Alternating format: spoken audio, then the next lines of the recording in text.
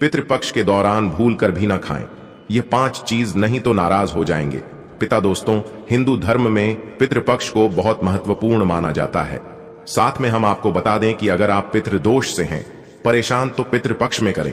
ये चमत्कारी उपाय जिससे हर बिगड़ा हुआ कार्य बन जाएगा और होगा लाभ ही लाभ। उससे पहले आप सभी को हम बता दें कि हमेशा रहोगे, खुशहाल जीवन हो जाएगा और पितरों का मिलेगा असीम आशीर्वाद। इस बिक्री पक्ष राज्य के रूप में भी जाना जाता है। यह पूर्ण अवधि मित्रों को समर्पित है। हिंदू कैलेंडर के अनुसार इस साल पितृपक्ष दिन मंगलवार 17 सितंबर 2024 को शुरू हो रहे हैं।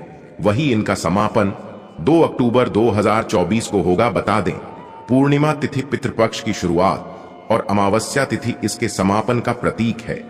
ऐसी मान्यता है कि इस दौरान पितरों का श्राद्ध कर्म करने से उन्हें मोक्ष की प्राप्ति होती है। सनातन धर्म में पितृपक्ष का विशेष महत्व है। पितृ के पक्ष के दौरान पितरों का दर्पण, श्रद्धा और पिंडदान किया जाता है। श्रद्धा भाव रखते हुए पूर्वजों का श्राद्ध पितरों की शांति के लिए विधि विधान से करना चाहिए। मानता है कि श्राद्ध पक्ष के 15 दिनों के दौरान पीटर धरती पर आते हैं। ऐसे में उनका आशीर्वाद पाने के लिए उन्हें तृप्ति करना बहुत जरूरी है। दौरान पितरों की आत्मा की शांति के लिए कई तरह के उपाय को करने के साथ ब्राह्मणों को भोजन करना शुभ माना जाता है।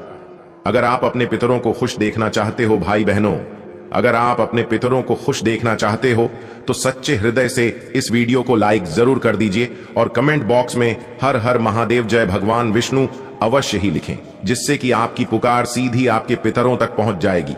इसलिए और ऐसी ही भारतवर्ष में हम इतने ही ज्ञानवर्धक जानकारी पूरे भारतवर्ष में महायोग टीवी चैनल के माध्यम से पहुंच रहे हैं।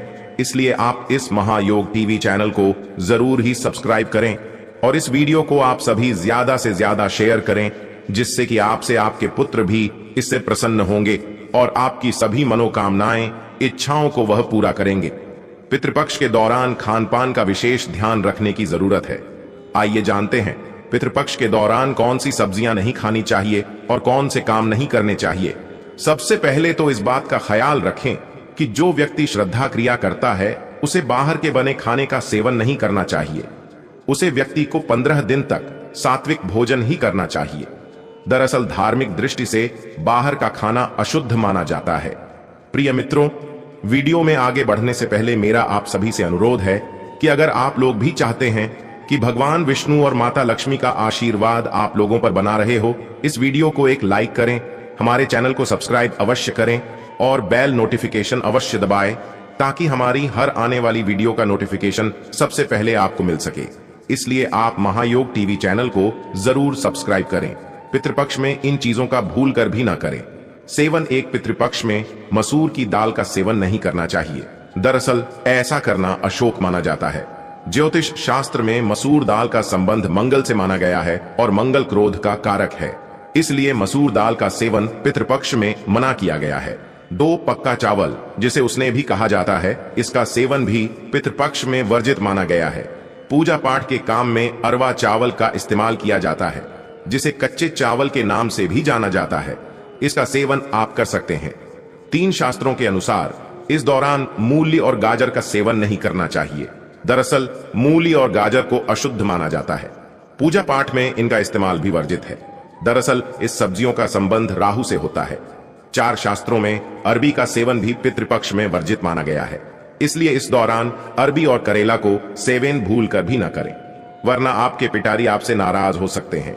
दूध का सेवन नहीं करना चाहिए। हालांकि आप जिस दिन पितरों की तिथि है उसे दिन उनके नाम का खीर बना सकते हैं।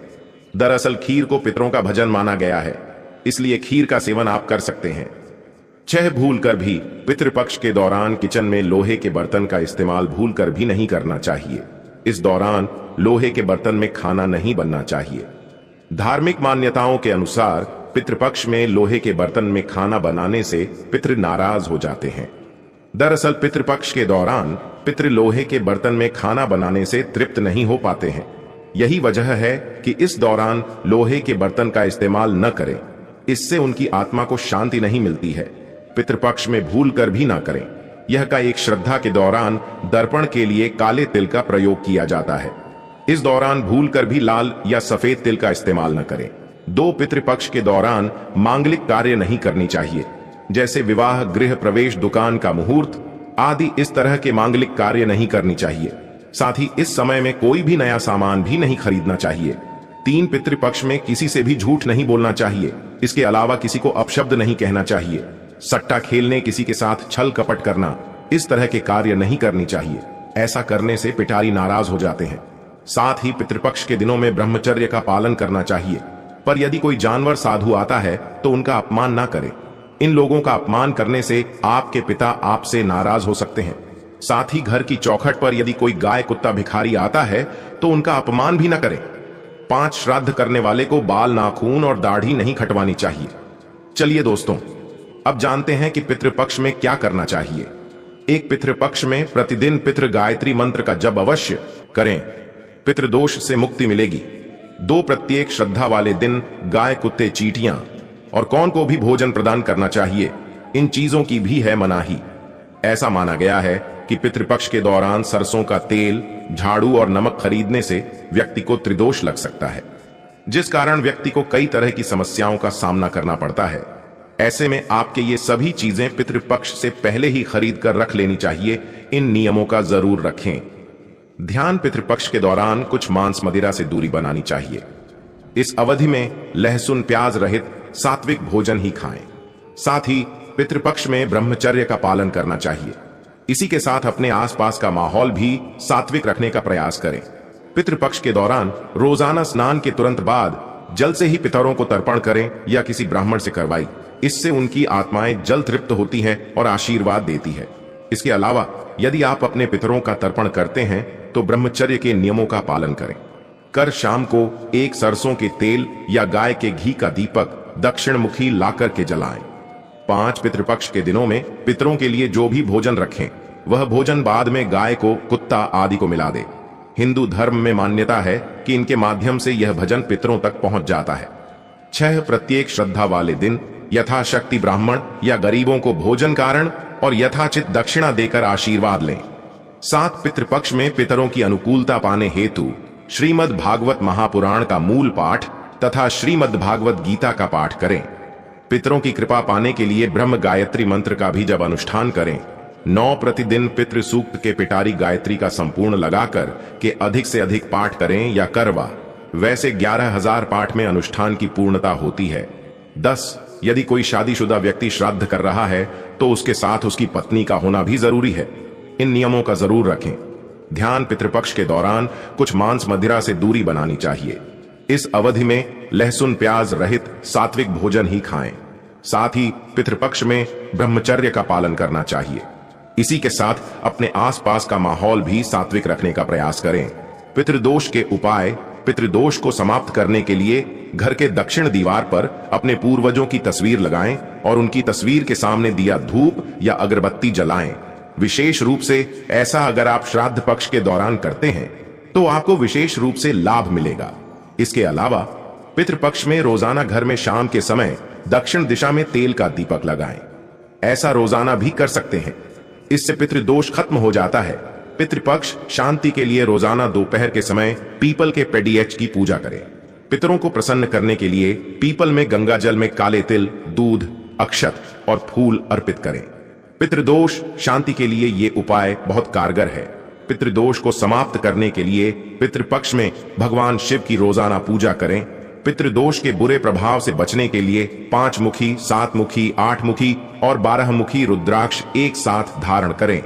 यदि ये उपलब्ध न हो पाए तो आप नवग्रह रुद्राक्ष माला भी धारण कर सकते हैं। वहीं पितृदोष के निवारण के लिए पितृपक्ष में और अमावस्या पर पितरों के निमित्त भोग लगाएं और पितृ स्तोत्र का पाठ करना चाहिए। अगर आप आर्थिक समस्या से परेशान हैं तो इस सर्व पितृ अमावस्या के दिन पितरों को खीर का भोग लगाएं।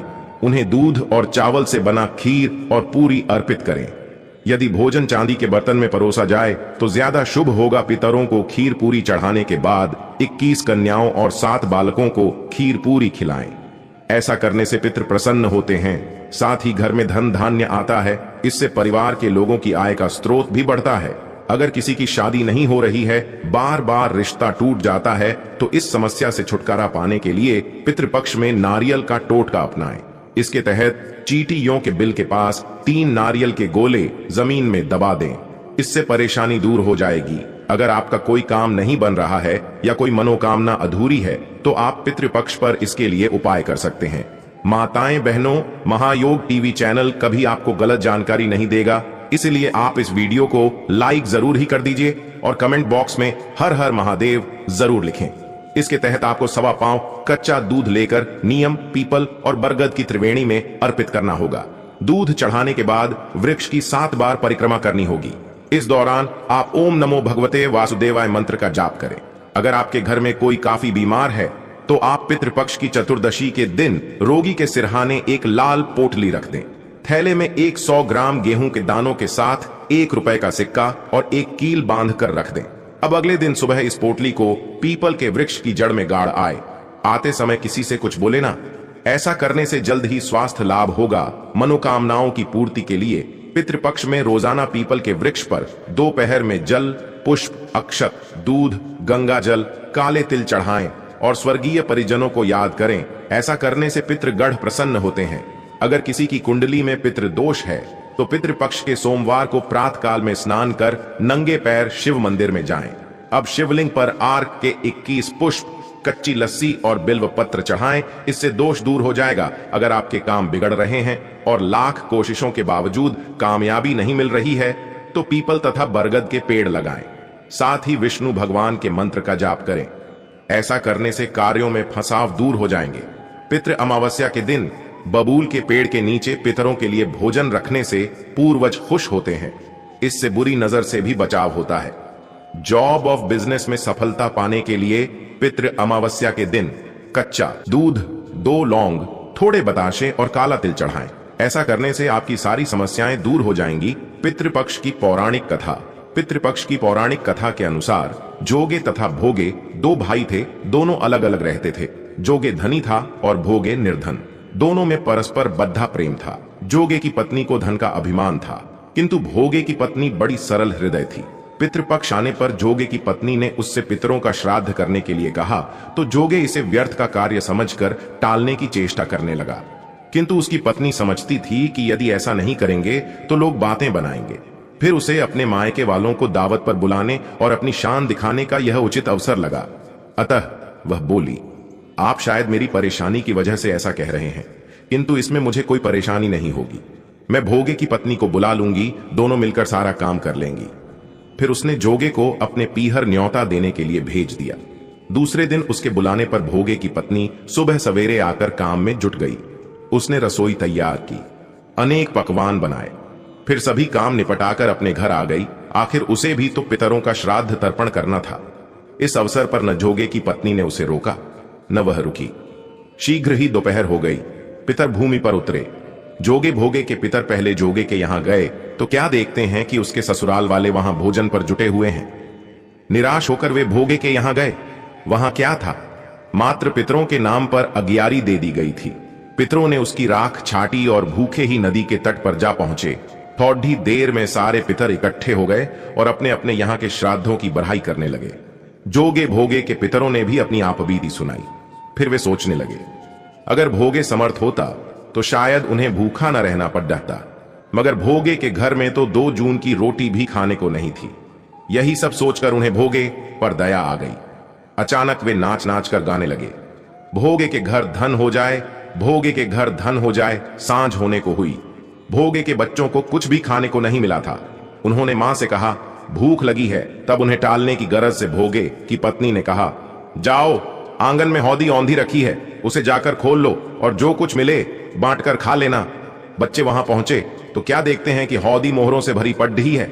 वे दौड़े दौड़े मां के पास पहुंचे और उसे सारी बातें बताईं।